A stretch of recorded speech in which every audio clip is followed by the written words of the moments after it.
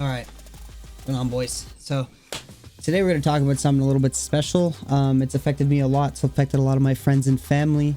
It is June's Men's Mental Health Month, so we're going to make one video that's not dedicated to ARC. We're going to dedicate it to the boys.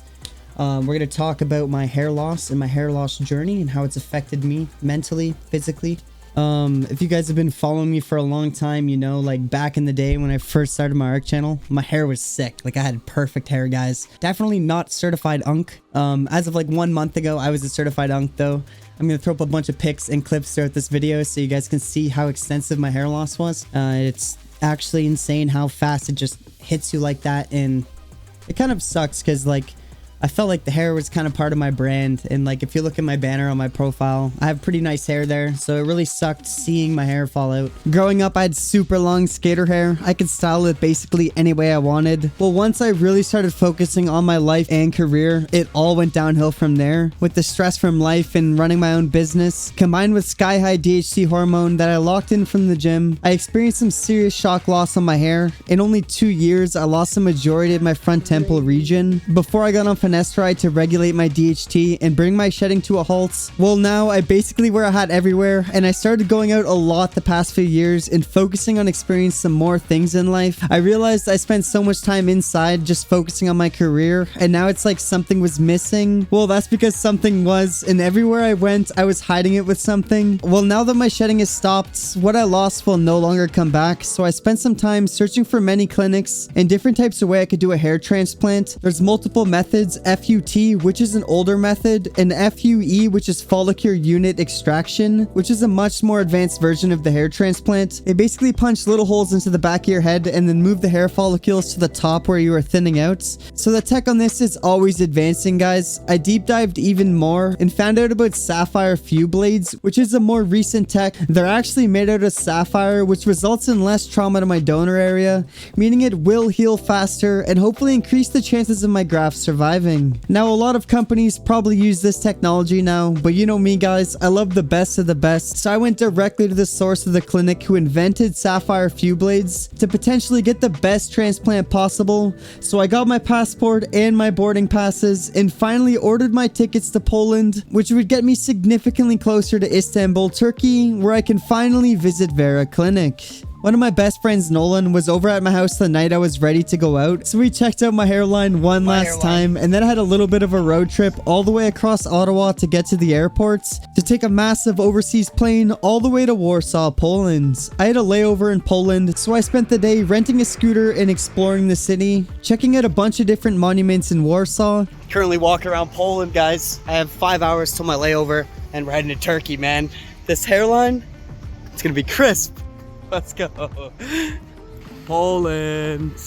The city was awesome, guys, and I tried some food and bought some trinkets and then got ready to catch my next flight to Turkey. Unfortunately, I arrived at nighttime and navigating this insane airport was a little overwhelming, but it was 1 a.m. and I guess this was normal because Vera Clinic had someone waiting at the airport for me to pick me up and drive me across Istanbul to my hotel, the Titanic Cartel, which is one of Istanbul's 5-star hotels close to the ocean side. All of this is included in Vera Clinic's hair transplant package, and so far I was really impressed with how smooth everything was going. But check out this hotel, guys. It has a complimentary buffet breakfast, a gym, and a massive outdoor pool that you can kick it with your friends. So I checked into my room, and to power up the room you actually got to put a card into this slot and everything turns on. The washrooms are pretty nice and there was enough room, but of course, guys, the view was just insane. The room we got is really good, guys. Look at the view we have of Istanbul. Insane, man. But now it was time to wind down for the first night and start getting ready for my surgery the next morning. The night before my consultation, guys. I'm nervous, man. Holy shit. This is gonna be the most invasive surgery I've done. My hair might be better than it was when I entered my 20s, bro. That's crazy. That's crazy. When I woke up, I got breakfast and they actually had a ton of options at the buffet. Then I got picked up directly from the hotel by Vera Clinic, which brought me through Istanbul and experienced some of the craziest views a Canadian has ever seen before.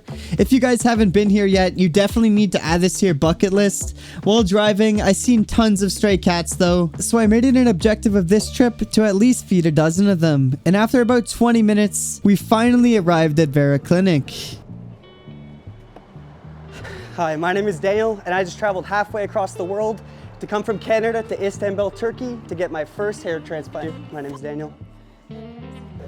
Hello, nice to meet you. Nice to meet you. My name is Vera, and I'll take you doctor consultation. Okay. Oh, I'm very nervous.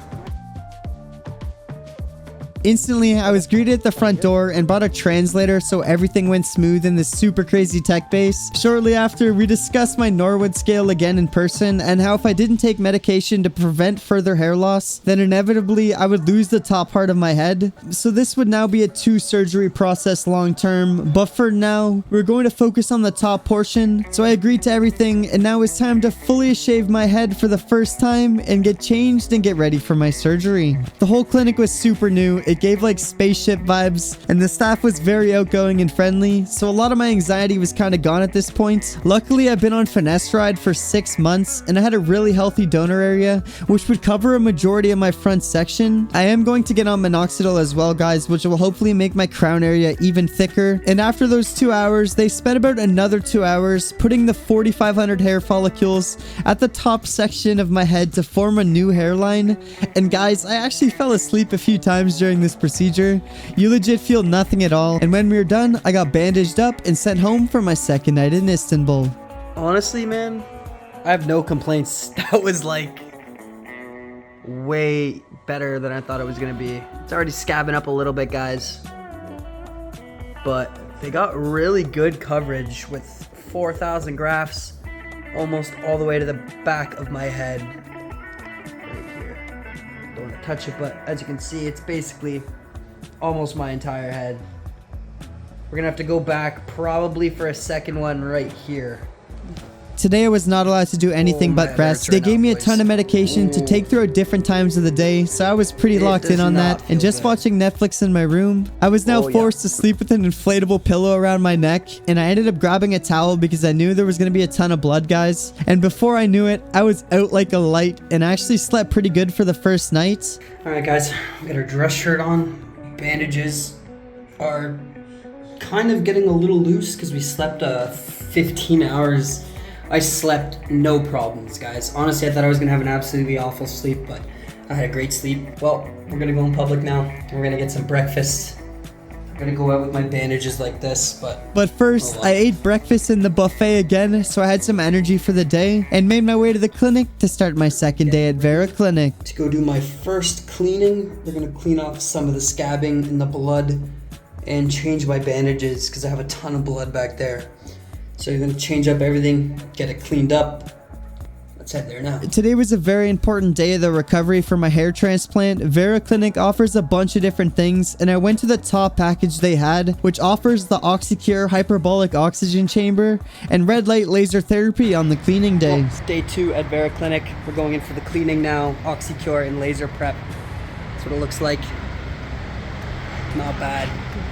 It's looking good. So we ventured downstairs once again, and I put lotion on my head that they left for like 20 minutes. Then I rinsed it off. Then they shampooed my head for me and changed my bandages. Guys, this actually hurt so much again. I was not expecting that, as I thought the rest of the procedure was pain-free. But then we sat in the laser therapy for about 5 minutes to lock in my new hair follicles. And after the laser therapy, we went to another part of the clinic where I sat in this crazy hyperbolic chamber to get OxyCure therapy. This is straight oxygen for 45 minutes, which helps promote blood flow to the scalp, increasing survivability rates on grafts, and stimulating hair growth. I also noticed it made me pretty revitalized and energized, which felt great sitting on the ocean front with my umbrella. Alright, we just finished our operation at Vera Clinic. I got this goofy ass hat on to protect me from the sun.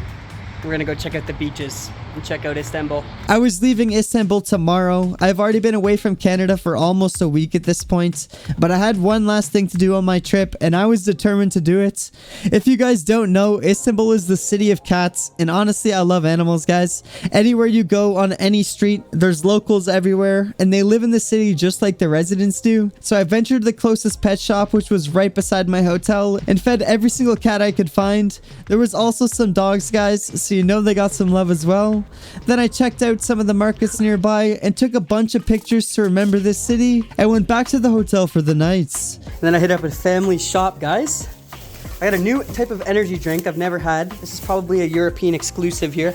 We got an L Cool energy drink. Kind of looks like a Prime drink. Got ourselves a Sprite. I had one already. As you can tell, I got 3. These are fire. I'm assuming it's some sort of pistachio chocolate bar. Absolutely fire, guys. We're gonna try this energy drink. We just left the clinic, guys. This is my donor area. See if I can get a video of the donor area. Honestly, I have 0 pain right now. Everything feels great. My head's a little bit inflamed. But besides that, the overall experience was actually really good.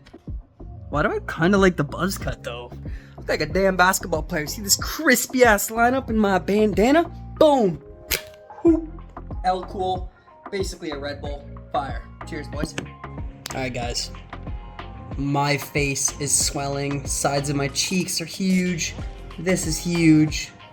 Wow. Looks like I got punched in the face. This eye's hardly even staying open. Crazy, bro. Alright, guys. Well, it's time to do our first cleaning. We're gonna do lotion first. We gotta let this sit in my head for at least 35 minutes. Okay, we're gonna let this sit. Then we'll rinse it out and apply the shampoo. We're gonna wait 30 minutes, then we're gonna put some shampoo in. Alright, now we're just gonna rinse this off. Alright, we just finished rinsing the conditioner. We got like 90% of it out. You just do gentle taps everywhere on the top until you have full coverage of shampoo, which I basically do now. Now I just take some in my hands. I just rub, I just massage. I can massage it into this. It was now my final morning in Istanbul, so I got breakfast one more time and packed up all my stuff, then cleaned my room and left a little trip for the maid from Poland. And Vera Clinic picked me up one last time to drop me off at the airport. Honestly, guys, if you're interested in visiting somewhere outside of your home city, Istanbul is the place to go. It's very affordable for tourists and just so beautiful. The locals are very welcoming and friendly. I had some issues with the police here for taking photos, but besides that, everything else about the trip was great. This time, I made sure to check out Istanbul's airport before leaving and then hopped on my final flight back to Poland where I had another overnight layover. Check out my swelling in my face here, guys. I was in public rocking the hair transplant, but before I knew it, I caught my overseas flight and I was finally back in Toronto to catch my final flight to Ottawa where I could finally rest after this insane trip. This is my head 11 days after a hair transplant.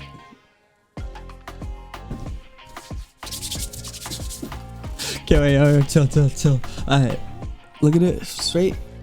I'm really happy with it though. Natural results. There's still some scabs. I got most of them off, but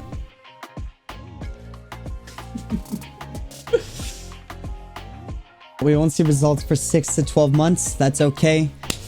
I'll keep you guys updated. We're gonna make a follow-up video, but smash the like button, guys, because I survived my trip to Turkey and some new ARC videos are gonna come out soon.